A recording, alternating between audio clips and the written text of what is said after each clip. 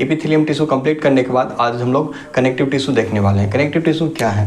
Most abundant and widely distributed in the body. ये क्या है कि बहुत बड़े अमाउंट पे, मोस्ट अबंडेंट यानी लार्ज अमाउंट,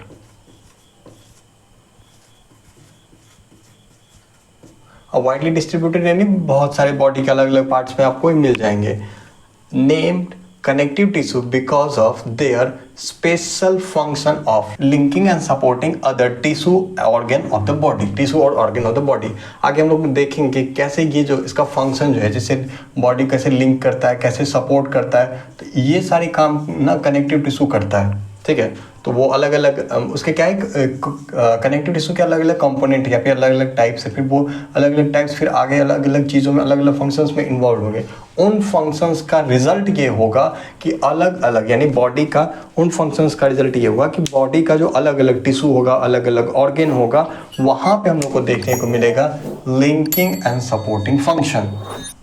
ठीक है, in all connective tissue except blood, the cells secrete fibers of structural proteins called as collagen और elastin। Okay, क्या है कि एक्सेप्ट ब्लड को छोड़ करके बाकी जितने भी कनेक्टिव टिश्यू होते हैं वो सिक्रीट करते हैं फाइबर्स को, स्ट्रक्चरल प्रोटीन्स जो कोलेजन और इलास्टिन नाम के फाइबर है। The fibres provide strength, elasticity and flexibility to the tissue.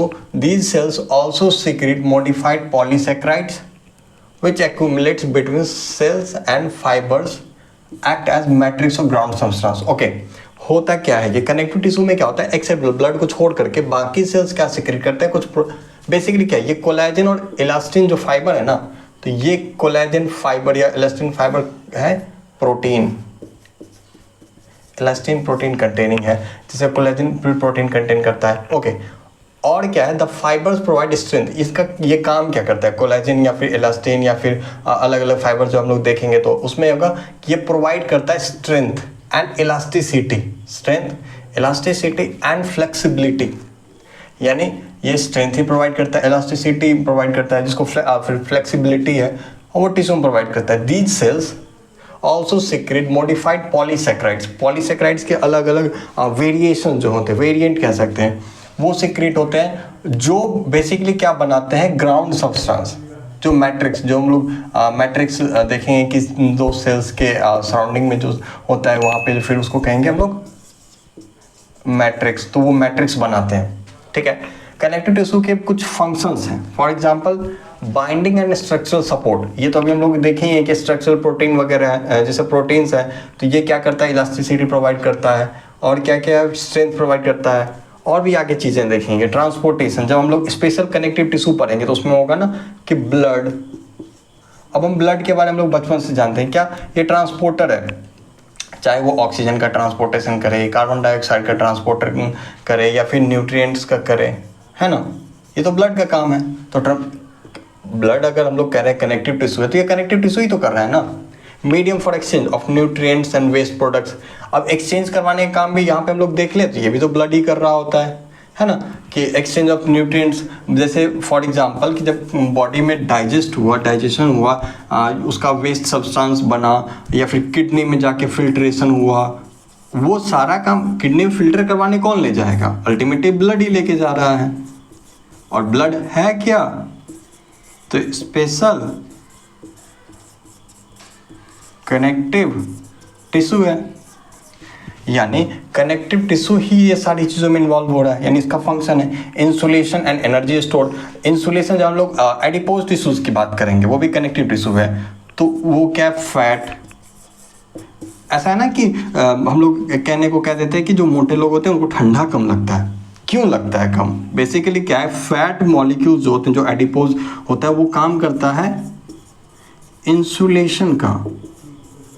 ठीक है, इंसुलेशन का काम मतलब क्या होता है, हीट को बचा के रखता है, या फिर हीट लॉस नहीं होने देता है ना।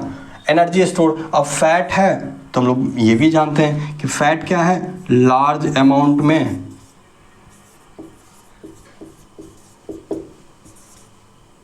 एनर्जी प्रोड्यूस करता है। ओके तो ये हो गया प्रोटेक्शन एंड डिफेंस। जब हम लोग ब्लड में भी देखेंगे तो अलग अलग सेल्स होंगे, चाहे वो ल्यूकोसाइट्स हो गए या फिर अलग अलग WBCs के हो गए या फिर बहुत सारे इसके फिर कंपोनेंट है, वो सारे इन्वॉल्व होंगे क्या, प्रोटेक्शन एंड डिफेंस में।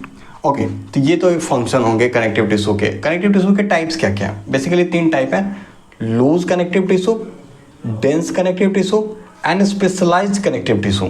लूज कनेक्टिव टिश्यू में हम लोग एडिपोज टिश्यूज में बोल सकते हैं, फिर वही फैट, यानी हम लोग बोले ना कि एडिपोज टिश्यू, तो वही फैट की बात हो रही है। अब बेसिकली फैट ऐसा टिश्यू जिसमें फैट मॉलिक्यूल्स बहुत ज़्यादा होता है और वो, तो उसको हम लोग कह देते हैं एडिपोज टिश्यू। ओके ये हो गया। डेंस कनेक्टिव टिश्यू में फाइबर्स वगैरह आगे, जैसे हम लोग एलास्टिन, कोलेजिन, एलास्टिन, आगे बहुत सारे फाइबर्स हम लोग देखेंगे तो वो। स्पेशलाइज्ड कनेक्टिव टिश्यू में ये BBC, ओ ये BBC कहाँ से आ गया, बेसिकली है ये ब्रिटिश ब्रॉडकास्ट नहीं है, ये है ब्लड बोन कार्टिलेज, इसको बोलने में BBC। अभी हम लोग लूज कनेक्टिव टिश्यू से फिर आगे इसको कंटिन्यू करते हैं। हम लोग कनेक्टिव टिश्यू देखे या उसके कनेक्टिव टिश्यू के टाइप्स देखे, उससे पहले कुछ क्या है सेल्स या फिर कंपोनेंट्स है उसे देख लेते हैं, क्योंकि ये इंपॉर्टेंट है और इसे जब समझ लेंगे ना तो फिर उसका है कि टाइप पढ़ते वक्त थोड़ी आसानी होगी। तो जो सेल्स या कंपोनेंट है उसे देख लेते हैं। पहला क्या है, फाइब्रोब्लास्ट। ये क्या है, large cells with irregular processes, okay, manufacture collagen and elastin fibres and matrix of extra cellular material. Okay basically क्या है, फाइब्रोब्लास्ट एक ऐसा सेल क्या है जिसका क्या है इरेगुलर प्रोसेसेस। जैसे हम लोग न्यूरॉन का स्ट्रक्चर देखे थे ना, तो उसका तो प्रॉपर स्ट्रक्चर होता है, तो यहाँ पे कुछ ऐसा सेल, एक ऐसा सेल विथ इरेगुलर प्रोसेसेस, कुछ भी ऐसे रैंडमली प्रोसेसेस उसका निकला हुआ है। ओके तो ये इमेजिन कर लेते हैं कि ये फाइब्रोब्लास्ट का सेल है और ये सेल क्या करता है, मैन्युफैक्चर करता है कोलेजन को और इलास्टिन फाइबर्स को और matrix of extra cellular substance भी बनाता है। एक्स्ट्रा सेलुलर सब्सटेंस का मैट्रिक्स मतलब क्या कि जो 2 सेल्स हैं, 2, 3, 4, अब इसके बीच में जो कंपाउंड या फिर जो भी एलिमेंट्स या फिर जो भी चीज़ें प्रेजेंट, जो भी मटेरियल प्रेजेंट होंगे, उनमें से कुछ ये उसके जो सब्सटेंसेस हैं वो बनाता है fibroblast. Very fine collagen also known as reticulin fibre found in highly active tissue such as liver and reticular site. Okay क्या है, कोलेजन का फाइन स्ट्रक्चर जो होगा उसको हम रेटिकुलिन फाइबर कहते हैं और ये बेसिकली प्रेजेंट होता है हाईली एक्टिव टिश्यू में, जैसे लीवर या रेटिकुलर टिश्यू में। ओके अगला क्या है, fibroblast particularly active in tissue repair wound healing from granulation tissue. ये काफ़ी इंटरेस्टिंग है एक्चुअली। क्या है कि फाइब्रोब्लास्ट जो इन्वॉल्व होता है ना टिश्यू रिपेयर में, ये जब हम लोग पैथोलॉजी वगैरह, हाँ पैथोलॉजी पढ़ेंगे तो उसमें क्या होता है कि जब लोग टिश्यू रिपेयर या वुंड हीलिंग पढ़ते हैं तो उसमें बहुत अच्छे तरीके से बताया जाता है कि किस तरीके से वुंड हीलिंग होता है, उसके फिर अलग अलग क्या क्या वुंड हीलिंग के स्टेजेस होते हैं, है ना, उसके फिर स्टेजेस होते हैं और उसमें फिर अलग अलग क्या किस तरीके के सेल्स या फिर किस तरह की चीज़ें इन्वॉल्व होती हैं। वो ये ग्रैनुलेशन टिश्यू जो एंड में बनता है उसमें क्या है, ये वुंड हीलिंग प्रोसेस करवाता है और उन सारी चीज़ों में फाइब्रोब्लास्ट इन्वॉल्व होता है। आई होप कि ये आपका क्लियर हो गया होगा। अगला है फैट सेल या फिर एडिपोसाइट्स। इसके बारे में तो ऑलरेडी पता है, पर इसका एक इंपॉर्टेंट चीज ये है कि vary in size and shape according to the amount of fat they contain. Basically क्या है, एडिपोसाइट यानी फैट सेल्स होते हैं अलग अलग साइज और शेप में मिलते हैं, लेकिन ये साइज और शेप जो डिसाइड होता है वो इस चीज से डिसाइड होता है कि कितना अमाउंट फैट उस सेल में है। ओके ये चीजें कि वो कितना अमाउंट फैट है उस सेल में, उससे उस सेल का या फिर उसका जो ये साइज और शेप डिसाइड होता है। मैक्रोफेजेस ये क्या है, irregular shaped cell with granules in the cytoplasm. Macrophage जब हम लोग स्टडी करेंगे WBC तो उसमें भी जो है ग्रैनुलोसाइट और आते हैं, एक ग्रैनुलोसाइट, तो यहाँ पे जो है ग्रैनुलोसाइट, तो ग्रैनुल्स जो प्रेजेंट होते हैं यानी सेल के साइटोप्लाज्म। एक ऐसा सेल इमेजिन करें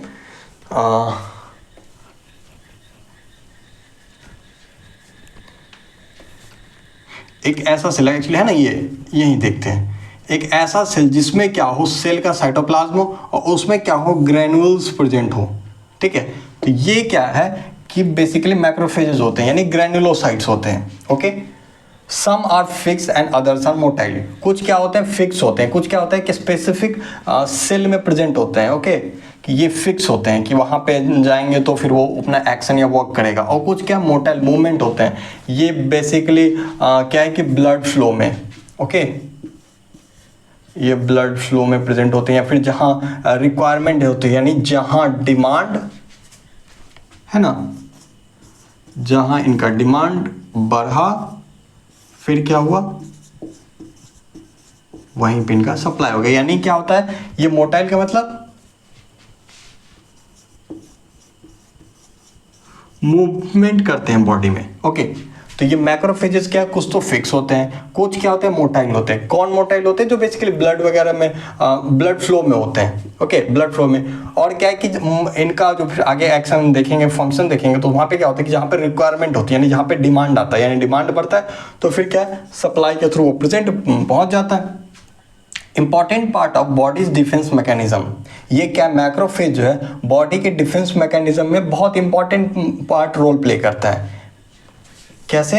दे are actively phagocytic, engulfing and digesting what cells, debris, bacteria and other foreign body. होता क्या है कि मैक्रोफेज एक ऐसा सेल इमेजिन कर रहे हैं, है ना, एक ऐसा सेल जो क्या करता है ग्रैनुलोसाइट हो, ओके तो जिसके सेल के साइटोप्लाज्म में ग्रैनुल्स प्रेजेंट है उनको हम लोग बोलेंगे ग्रैनुलोसाइट्स। यानी ये ग्रैनुल्स प्रेजेंट है, एक्टिवली पार्टिसिपेट करता है बॉडीज के डिफेंस मैकेनिज्म में।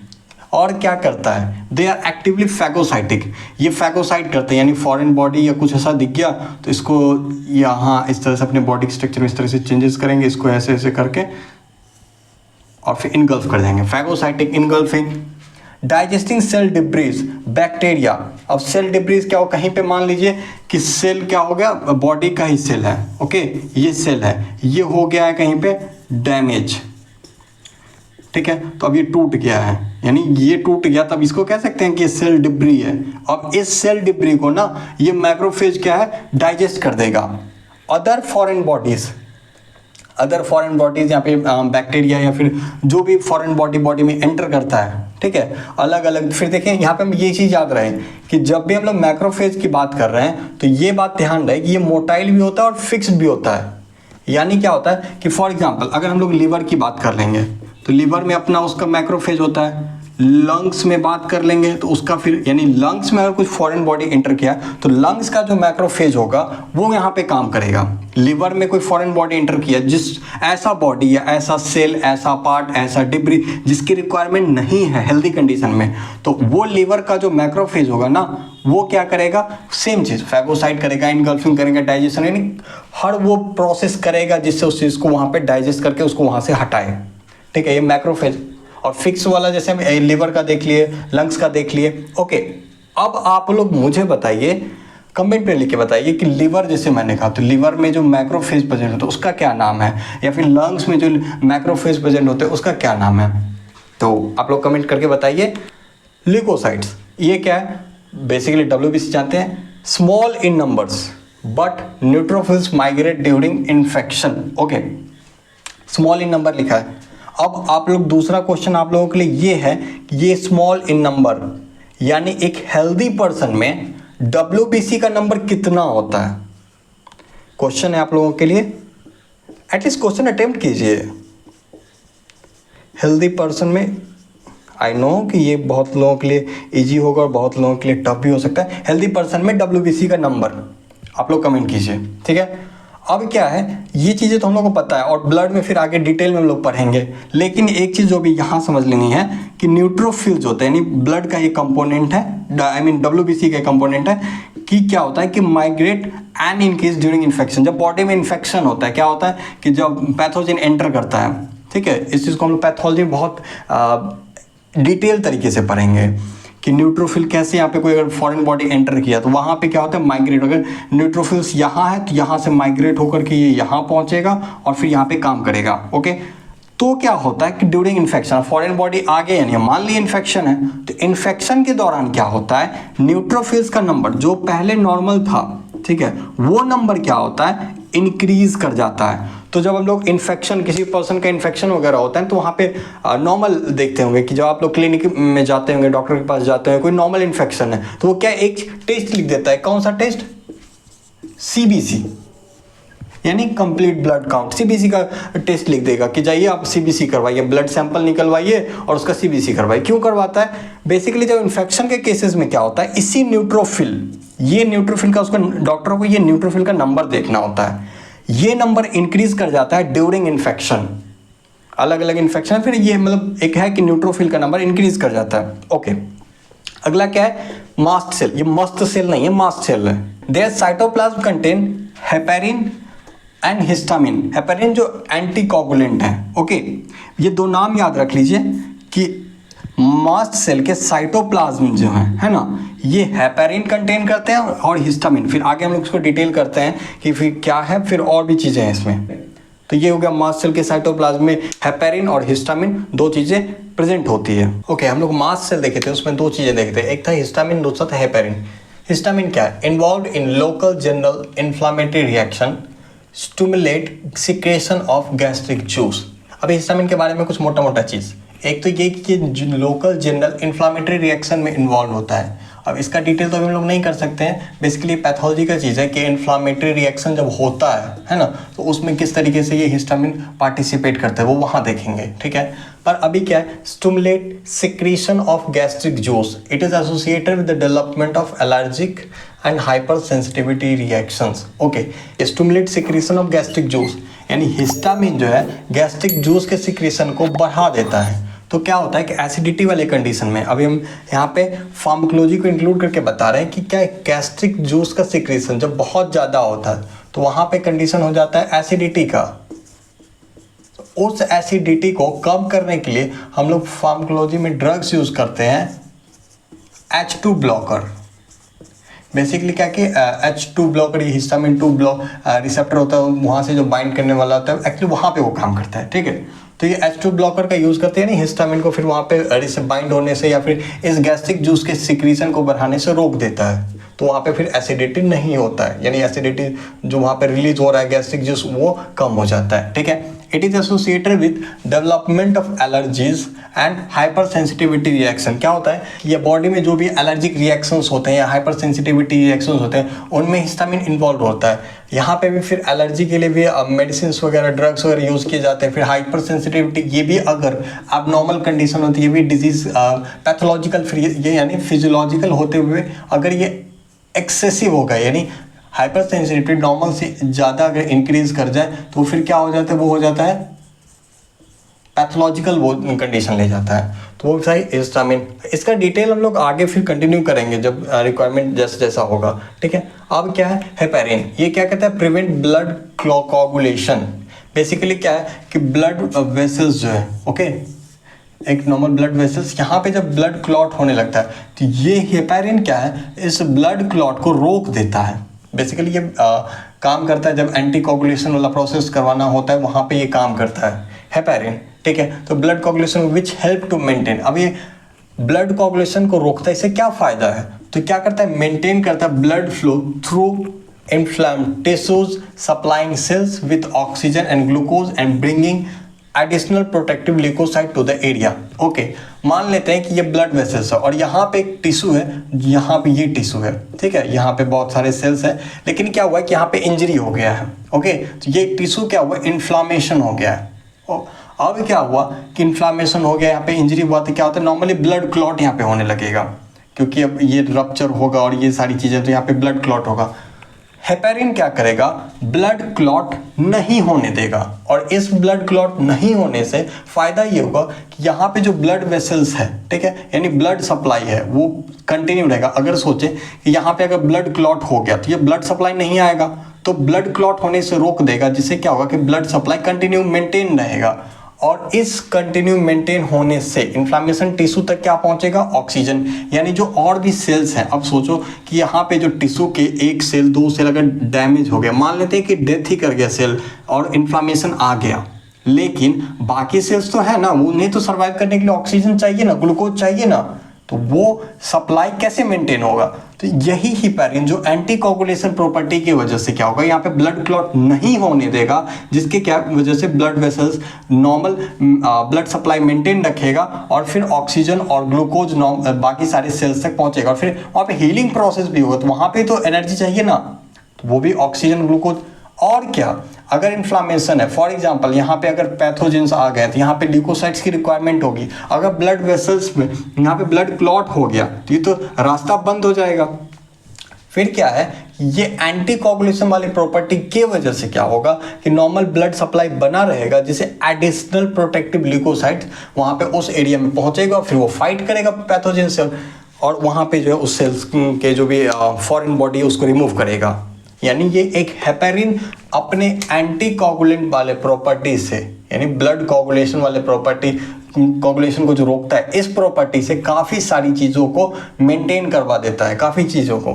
अब आ जाते हैं हम लोग हेपेरिन देखने में, अब हम लोग टाइप्स में आ जाते हैं, types of connective tissue. Basically इसमें 3 था, loose connective tissue, dense connective tissue और स्पेशलाइज कनेक्टिव टिश्यू। तो अभी हम लोग देखने वाले हैं लूज कनेक्टिव टिश्यू। ये क्या है? The matrix is semi solid with many fibroblast and some adipocytes, mast cells and macrophage. इसका मैट्रिक्स जो होता है ना सेमी सॉलिड होता है, ठीक है, विथ मेनी फाइब्रोब्लास्ट। वहां पे उस मैट्रिक्स में प्रेजेंट क्या क्या होता है? फाइब्रोब्लास्ट, एडिपोसाइट्स यानी fat cells, mast cells, macrophages, ठीक है। Found in every part of the body, providing elasticity and tensile strength. Okay, यहाँ पे हम लोग इलास्टिसिटी और टेंसाइल स्ट्रेंथ की बात कर रहे हैं। अगर हम लोग फाइब्रोब्लास्ट देखें तो यहाँ पे हम लोग एक चीज याद है, कोलेजन फाइबर और इलास्टिन,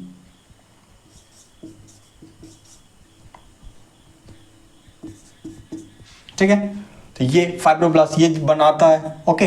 तो यहाँ पे ये चीजें प्रोवाइड करता है, यानी इलास्टिसिटी और टेंसाइल स्ट्रेंथ प्रोवाइड करता है। It connects and supports other tissue, for example क्या क्या है?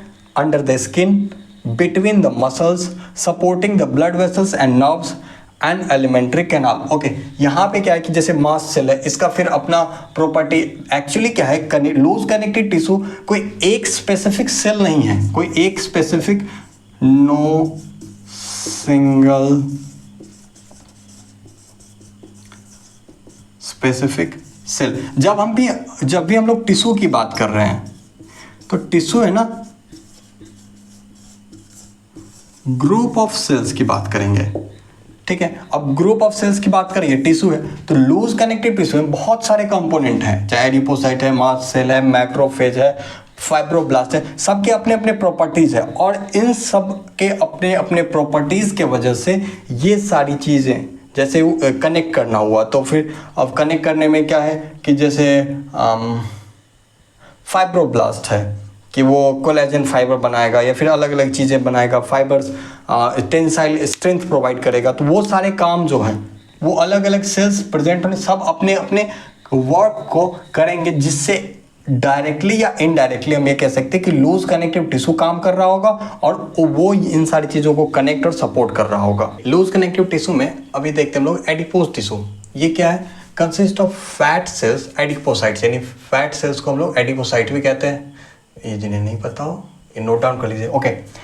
The excess nutrients that are not immediately used are converted into fats and are stored in this tissue. Okay, होता क्या है कि जैसे बॉडी में हम लोग को जैसे रिक्वायरमेंट होता है तो हम लोग न्यूट्रिएंट्स लेते हैं, ओके।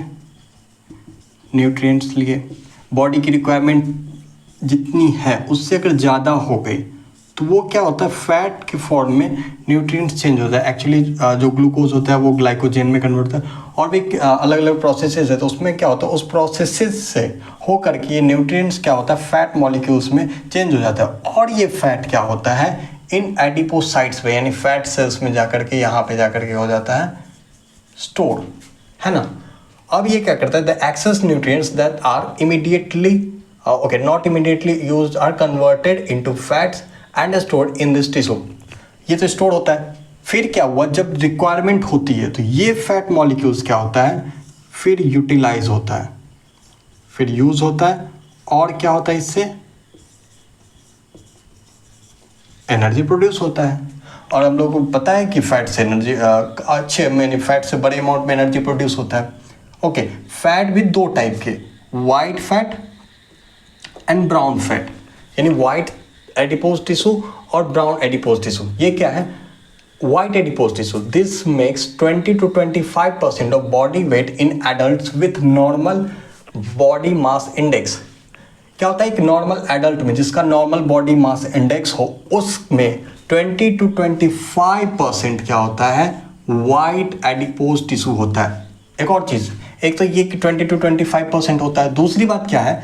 यहाँ पे लिखा गया है नॉर्मल बॉडी मास इंडेक्स। इसका क्या मतलब है? यानी एक हेल्दी पर्सन जो नॉर्मल बॉडी मास इंडेक्स होता है उसकी बात की जा रही है, ठीक है। यहाँ पे ओबीस लोग, जो मोटे लोग होते हैं, है ना, उनकी बात नहीं की जा रही है। क्यों? क्योंकि वहाँ पे फिर ओबेसिटी वाले पर्सन में क्या होता है कि ये परसेंटेज फैट का जो अमाउंट होता है या फैट का जो कंपोजिशन है वो क्या होता है? बढ़ जाता है। तो ओबीस वाले लोगों में ये नंबर बढ़ जाएगा, ठीक है। लेकिन जो एक नॉर्मल हेल्दी जिनका बॉडी मास इंडेक्स नॉर्मल है उनमें 20 to 25% वाइट एडिपोज टिश्यू होते हैं, ठीक है। Adipose tissue secretes the hormone leptin. Leptin नाम का हार्मोन जो है वो एडिपोज टिश्यू सिक्रेट करते हैं। फिलहाल के लिए इतना ही। The kidneys and eyeballs are supported by adipose tissue which is formed between muscle fibers and under the skin। होता क्या?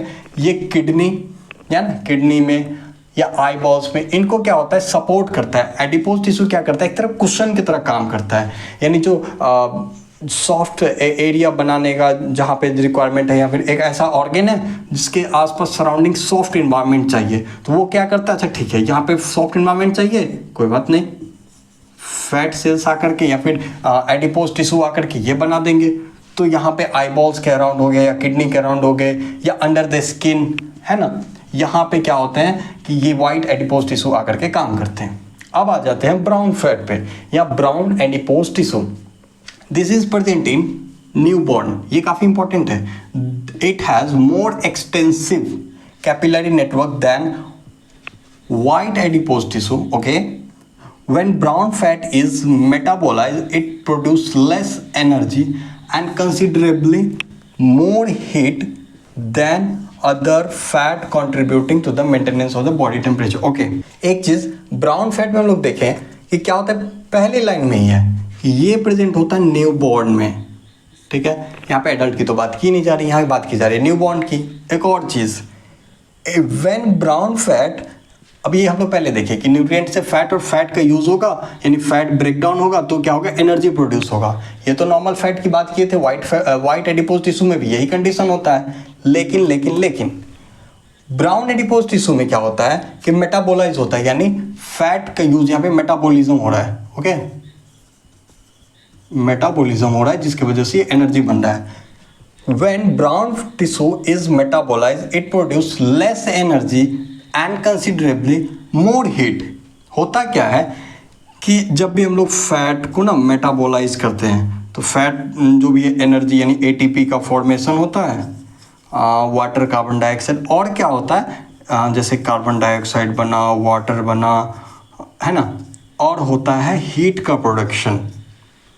ये तो हम लोग नॉर्मल पढ़ते हैं। लेकिन ब्राउन फैट में एक चीज़ क्या होता है कि इसमें एनर्जी के अमाउंट, यानी नॉर्मल किसी फैट के कंपैरिजन में यहाँ पे एनर्जी का अमाउंट कम होता है, और क्या होता है, ये हीट का जो अमाउंट होता है ना ये ज़्यादा होता है ब्राउन फैट में। एक और चीज़, अब हम पहले ही बोले थे कि ये प्रेजेंट होता है न्यूबॉर्न में। होता क्या है कि हम लोगों का बॉडी, जब क्या होता है, बॉडी का टेम्परेचर, यानी एक नॉर्मल एडल्ट की बात कर लें, एडल्ट में क्या होता है कि जो बॉडी के टेम्परेचर को बढ़ाना होता है तो बॉडी करने लगता है सिवरिंग, यानी सिवरिंग करने लगता है बॉडी, जिसको कांपना कहते हैं, बॉडी कांपने लगता है। उससे क्या होता है, सिवरिंग मैकेनिज्म एक होता है, उसके वजह से क्या होता है, बॉडी प्रोड्यूस करता है हीट। वहाँ पे एनर्जी ब्रेकडाउन, यानी ब्रेकडाउन होता है और फिर हीट अल्टीमेटली प्रोड्यूस होता है। ये तो नॉर्मल एडल्ट की बात हो गई। न्यूबॉर्न में क्या होता है, ये सिवरिंग मैकेनिज्म एब्सेंट होता है, एब्सेंट ऑफ सिवरिंग मैकेनिज्म। यहाँ पे जो प्रोडक्शन होता है हीट का, यहाँ पे एडल्ट में हो गया सिवरिंग मैकेनिज्म, पर न्यूबॉर्न में क्या होता है,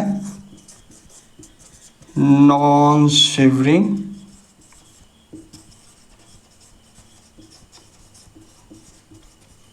थर्मोजेनेसिस। ये क्या होता है, नॉन सिवरिंग थर्मोजेनेसिस, यानी एक ऐसा प्रोसेस, थर्मोजेनेसिस यानी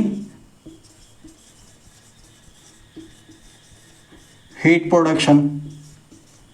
अब हीट प्रोडक्शन हो रहा है लेकिन सिवरिंग नहीं हो रहा है, तो न्यूबॉर्न में क्या होता है, यही ब्राउन फैट काम आता है।